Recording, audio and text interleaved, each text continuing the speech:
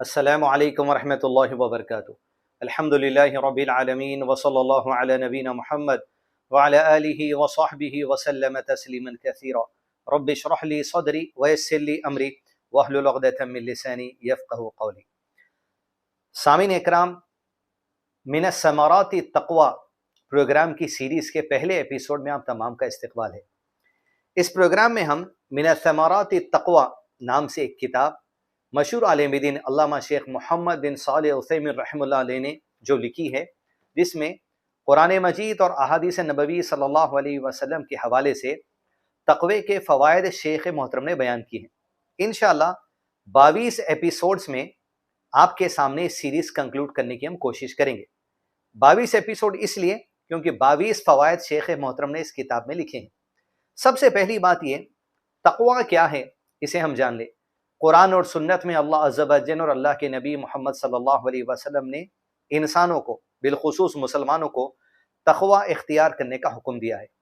تقوی کے معنی شیخ محترم رکھتے ہیں کہ اس کا جو اصل ورڈ ہے یا روٹ ورڈ ہے جس سے یہ تقوی ورڈ آیا ہے وہ اتقا ہے یا وقا ہے، جس کا مطلب یہ ہے کہ ایک انسان اپنے آپ کو نقصان دہ چیزوں سے بچا لینا۔ اب نقصان دہ چیز کیا ہے؟ ہر وہ کام، ہر وہ طریقہ، ہر وہ اخلاق، ہر وہ عبادت کا طریقہ جو اللہ کو پسند نہیں ہے وہ چھوڑ دینا، یہ تقوی ہے۔ اور ہر وہ کام، ہر وہ اخلاق، ہر وہ عبادت کا طریقہ جو اللہ کو پسند ہے وہ اختیار کر لینا، اسے آپٹ کر لینا، یہ تقوی ہے۔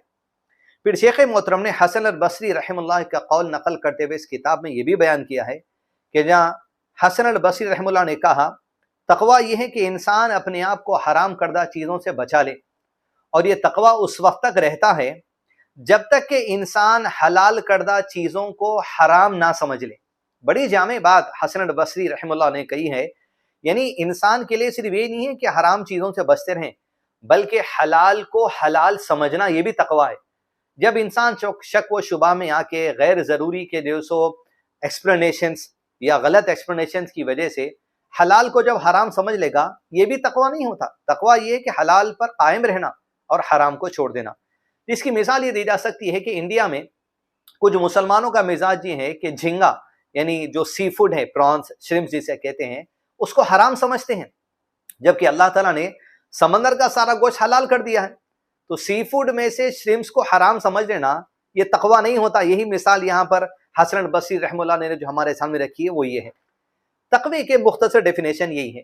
اب تقوی میں دوسری بات یہ ہے کہ کس طریقے سے کن معاملات میں حرام چیزوں کو چھوڑ کر حلال کو اپنانا ہے وہ جان لیں۔ وہ 3 باتیں ہیں، اول قولی، فعلی اور قلبی۔ یعنی پہلی ہماری زبان سے بری بات کہنے سے رکنا اور اچھی بات کہنے کی عادت ڈالنا، جیسے نبی صلی اللہ علیہ وسلم نے فرمایا بات کہو تو اچھی کہو ورنہ خاموش رہو۔ دوسری حدیث میں فرمایا آدھے کھجور کے ٹکڑے ہی سے صحیح صدقہ کر کے اپنے آپ کو جہنم سے بچاؤ۔ اگر یہ نہیں کر سکتے وَكَلِمَةٍ طَيِّبَةٍ، اچھی بات کہہ دو، یہ بھی تمہارے لیے صدقہ ہے۔ دوسرا ایکشن کے ذریعے، فعل، اپنے ایکشنز کے ذریعے برے کاموں سے بچنا، یعنی اپنے قدم کا استعمال کرتے ہوئے برائی کی طرف نہیں جانا، اپنے ہاتھ کا استعمال کرتے ہوئے برے کام کرنے سے بچنا، چاہے وہ چوری ہے یا اشارے کے ذریعے کسی کو ذلیل کرنا یا اشارے کے ذریعے کسی کو برا کہہ دینا، یہ بھی اس کے اندر آ جاتا ہے۔ جیسے قرآن مجید کی آیت میں ہے وَيْلٌ لِكُلِّ هُمَزَةٍ لُمَزَةٍ، بڑی خرابی ہے ایسے لوگوں کے لیے، ہمزہ لیمزہ، اس کے 2 معنی شیخ عثیمین رحمہ اللہ کیے، ایک زبان کے قول کے ذریعے لوگوں کو ذلیل کرنا، دوسرا اشارے کے ذریعے، ہاتھ کا اشارہ بھی ہو سکتا ہے، آنکھ کا اشارہ بھی ہو سکتا ہے، تو ایکشنز کے ذریعے برائی سے بچنا۔ آپ شراب پی رہے ہیں اپنے ہاتھ سے اٹھا کر، کھڑے ہو کر پیشاب کر رہے ہیں اور پیشاب کی طہارت نہیں لیتے آپ، یہ برے کام ہیں، ایکشن کے ذریعے جو برائی ہو رہی ہے۔ ایسے کئی چیزیں، عبادت، سجدے کے لیے سر نہیں جھکاتے، رکوع کے لیے برابر سے سر نہیں جھکاتے، ہاتھ باندھنے کے طریقے کی طرح ہاتھ نہیں باندھتے، ایکشن کے ذریعے ہر وہ کام جو منع کیا گیا چھوڑنا۔ قولی، فعلی، فعل یعنی ایکشن۔ تیسری چیز ہے قلبی، قلبی اعمال بھی حقیقی ہیں۔ اب قلبی اعمال میں کیا ہے؟ نیت، نیت میں ریا، دکھاوا۔ اگر آپ کوئی عمل کرنا چاہتے ہیں لوگوں کو دکھانے کے لیے، وہ ظاہری طور پہ نہیں کر سکتے، آپ دل میں ارادہ کرتے ہیں دکھانا ہے، اسی کو کہا گیا ریا، یہ نیت قلبی عمل ہے۔ ویسے ہی حسد، کسی سے آپ کو جیلسی ہے، کسی کے پاس اللہ کی نعمت دی گئی ہے، دل میں آپ ان کے بارے میں برا سوچنے، یہ قلبی عمل ہے. تو جو قلبی عمل بھی برا ہے اسے چھوڑنا ہے، یہ بھی تقویٰ ہے. جو قلبی عمل اچھا ہے، دل میں اچھی نیت رکھنا، دوسرے مسلمان کے لیے محبت رکھنا، اخلاص رکھنا، اچھائی رکھنا، اچھے قلبی اعمال میں سے زبان، قولی، فعلی اور قلبی، یہ تینوں اعمال میں جو برے ہے چھوڑ دینا، یہ تقویٰ ہے. جو اچھے وہ کرنا ہے، تقویٰ ہے. تیسری چیز، شیخ محترم محمد بن صالح عثیمین رحمہ اللہ نے سورہ فاتحہ کی تفسیر میں یہ لکھا، ایاک نعبد، اے اللہ ہم تیری عبادت کرتے ہیں، وہ ایاک نستعین. عبادت میں کہا ہر وہ کام جو اللہ نے کرنے کے لیے کہا وہ عبادت ہے، اور ہر وہ کام جس سے اللہ نے بچنے کے لیے کہا وہ بھی عبادت ہے. بچنا بھی عبادت ہے، کرنا بھی عبادت ہے. اچھا کرو گے تو وہ عبادت ہے، اللہ اور اس کے رسول صلی اللہ علیہ وسلم کی اطاعت میں.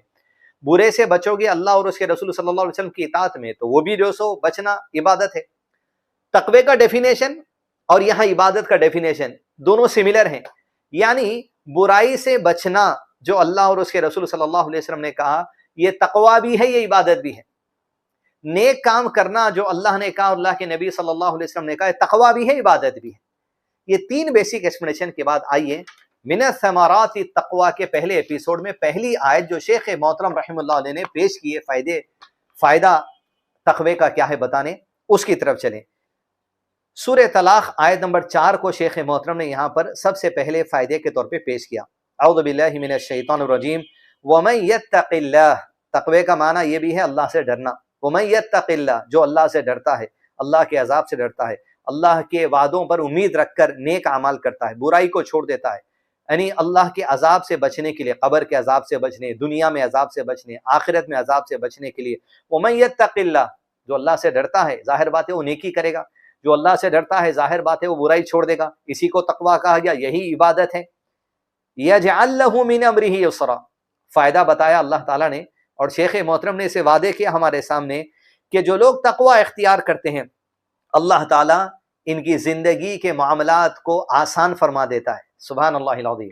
من الثمرات تقویٰ میں پہلا فائدہ یہ ہے کہ تقویٰ اختیار کرنے سے، یعنی عبادتوں میں، اخلاقیات میں، معاملات میں، گھریلو معاملات میں، بیوی بچوں کے ساتھ، والدین کے ساتھ، تجارتوں میں، تمام کاموں میں، قولی، فعلی، بدنی برائی کو چھوڑ دینے سے اللہ تعالیٰ معاملات کو آسان فرما دیتا ہے. معاملات کی آسانی میں کیا ہے؟ دو باتیں. اول یہ دنیاوی معاملات کی آسانی، کوئی مشکل ہے وہ مشکل سے اللہ تعالیٰ آپ کو آسانی تبدیل فرما دے. کوئی کام ہے جو آپ کو مشکل دکھتا ہے، آپ کا ٹاسک فلفل ہونا ہے، آپ حرام کی طرف نہیں جاتے، اللہ آسان کر دے گا. آپ گھر لینا چاہتے ہیں، آپ بائک لینا چاہتے ہیں، لیکن حرام ای ایم آئی کے طریقے سے نہیں لینا چاہتے، بینک لون، گولڈ لون کے ذریعے نہیں لینا چاہتے، آپ تقوی پر ہیں، اللہ تعالیٰ آپ کا رزق کھول دیا اور آپ کو عطا کر دیا، اللہ نے آپ کے کام کو آسان فرما دیا. اسی طریقے سے دنیا کے کئی کام ہیں، انسان رہے گا تقوی پر، اللہ سے امید رکھ کر، اللہ کے وعدے پر یقین رکھ کر، کیونکہ اللہ کا وعدہ ہے وَمَن يَتَّقِ اللَّهَ يَجْعَل لَّهُ مِنْ أَمْرِهِ يُسْرًا، وعدہ کر رہا اللہ تعالیٰ کہ اگر تم یہ کرو گے آسانی تمہارے لیے ہونے والی. رحمت ہے اللہ تعالیٰ کی، اللہ نے طریقہ بتا دیا، یہ اللہ کی رحمت ہے ہم پر کہ اللہ تعالیٰ نے ہمیں بتا دیا کس طریقے سے آسانی ہو سکتی ہے. دوسری چیز، من امرہ یسرا میں انسان کے لیے دنیا میں سب سے اہم چیز، یقیناً اس کے دنیاوی مسائل ہیں، لیکن اس سے بھی اہم چیز یہ ہے من امرہ یسرا میں دین کی صحیح انڈرسٹینڈنگ ہونا. آج لوگ آپ کو قرآن کی آیت پڑھ کر سنائیں گے، حدیث نبوی صلی اللہ علیہ وسلم پڑھ کر سنائیں گے، اس کے باوجود آپ کو غلط ایکسپلینیشن دیں گے.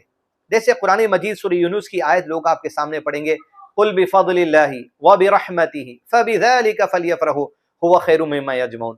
لوگوں کو اس بات پر خوش ہونا چاہیے کہ اللہ کا فضل اور رحمت ان کے پاس جو آ چکی ہے، فبذلک فلیفرحوا هو خیر مما یجمعون، یہ ان تمام چیزوں سے بہتر ہے جس کو لوگ جمع کر رہے ہیں، اس پہ تو لوگوں کو خوش ہونا چاہیے.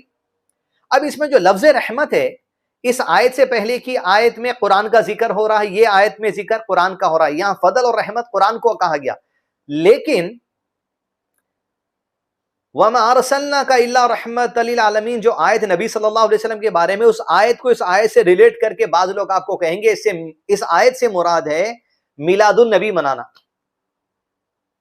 دین کی انڈرسٹینڈنگ من امرہ یسرا میں دین کی انڈرسٹینڈنگ ہے، یعنی قرآن کی صحیح انڈرسٹینڈنگ ہونا، حدیث کی صحیح انڈرسٹینڈنگ ہونا، مسائل سمجھنے میں صحیح انڈرسٹینڈنگ ہونا، فقہ سمجھنے میں صحیح انڈرسٹینڈنگ ہونا، ٹریڈنگ سمجھنے میں صحیح انڈرسٹینڈنگ ہونا، حلال اور حرام سمجھنے میں صحیح انڈرسٹینڈنگ ہونا۔ لوگ آپ کو غلط سمجھا دیں گے، آپ غلط کو صحیح سمجھ کے عمل کر لیں گے جبکہ وہ غلط ہیں۔ من امرہ یسرا میں تقوی حاصل کرنے سے مراد فائدہ یہ ہے تقوی حاصل کرنے کا، اللہ تعالیٰ دین کی صحیح انڈرسٹینڈنگ بھی دے۔ حدیث میں آپ صلی اللہ علیہ وسلم نے فرمایا، اللہ تعالیٰ جس بندے کے ساتھ بھلائی کا ارادہ کرتا ہے، آسانی کا ارادہ کرتا ہے، اچھائی کا ارادہ کرتا ہے، اسے دین کی سمجھ دے دیتا ہے۔ من امرہ یسرا میں ہمارے لیے سب سے اہم چیز یہ اللہ کے دین کو صحیح سمجھنا، جیسے نبی صلی اللہ علیہ وسلم سے صحابہ نے سمجھا اور سمجھایا ویسے ہی امت کو سمجھنا چاہیے، جسے سلف صالحین کا طریقہ کہا جاتا ہے، سلفیت کہا جاتا ہے، اہل السنہ کا طریقہ کہا جاتا ہے۔ صحابہ کرام جن کے بارے میں اللہ نے کہا رضی اللہ عنہم، اللہ ان سے راضی، ورضوا عنہ، وہ بھی اللہ سے راضی ہو گئے، اللہ کے وعدوں سے راضی ہو گئے۔ تو مین چیز یہ ہے من امرہ یسرا میں ہمارے لیے دین کی انڈرسٹینڈنگ صحیح ہونا، دین کی غلط انڈرسٹینڈنگ نہیں ہونا۔ دوسری چیز، تقوی سمجھنے کے لیے تقوی کیا ہے، دین کی انڈرسٹینڈنگ کیا ہے، اس آیت میں تقوی حاصل کرنے کے لیے کہا گیا۔ تو چوتھی بات جو اس ایپیسوڈ میں آپ کے سامنے رکھی جائے گی، تقوی سمجھیں گے کیسے؟ یقیناً یہ بات تو سمجھیں گے تقوی برائی کو چھوڑنا، نیکی کو اپنانا ہے، لیکن برائی کیا چیز ہے، کہاں ملے گی؟ نیکی کیا چیز ہے، کہاں ملے گی؟ اخلاقیات میں کیا برائی ہے، کیا نیکی ہے؟ عقیدے میں کیا برائی ہے، کیا نیکی ہے؟ معاملات میں کیا برائی ہے، کیا نیکی ہے؟ تجارت میں کیا برائی ہے، کیا نیکی ہے؟ رشتہ نبھانے میں کیا برائی ہے، کیا نیکی ہے؟ یہ کہاں ملے گی؟ العلم، علم حاصل کرنے سے پتا چلے گا اچھے برے کی تمیز، قرآن و سنت میں پتا چلے گا اچھے برے کی تمیز۔ وہی علم کے ذریعے آپ مزید برائی کو چھوڑتے ہوئے تقوی حاصل کر سکتے ہیں۔ تقوی حاصل کرنا عبادت ہے، برائی کو چھوڑنا عبادت ہے، نیکی کو اپنانا عبادت ہے، نیکی کو اپنانا تقوی ہے، نیکی کو اپنانا، نیکی کو چھوڑ دینا گناہ والی بات ہے۔ من امرہ یسرا، زندگی میں معاملات کی آسانی کے لیے ایک تقوی کا فائدہ یہ ہے کہ حرام کو چھوڑنا، نیکی کو اپنانے سے اللہ عز و جل معاملات کو آسان کرتے ہیں۔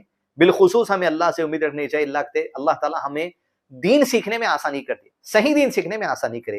یہ چند اہم باتیں تھیں جو آپ کے سامنے پہلے ایپیسوڈ میں رکھنا تھا۔ دوسرا، ایک آخری بات، لوگوں میں ایک چیز یہ ہے، دین کی انڈرسٹینڈنگ کے معاملے میں، دین میں انڈرسٹینڈنگ اچھی ہونا یہ بھی ہمارے لیے آسانی والی بات ہے۔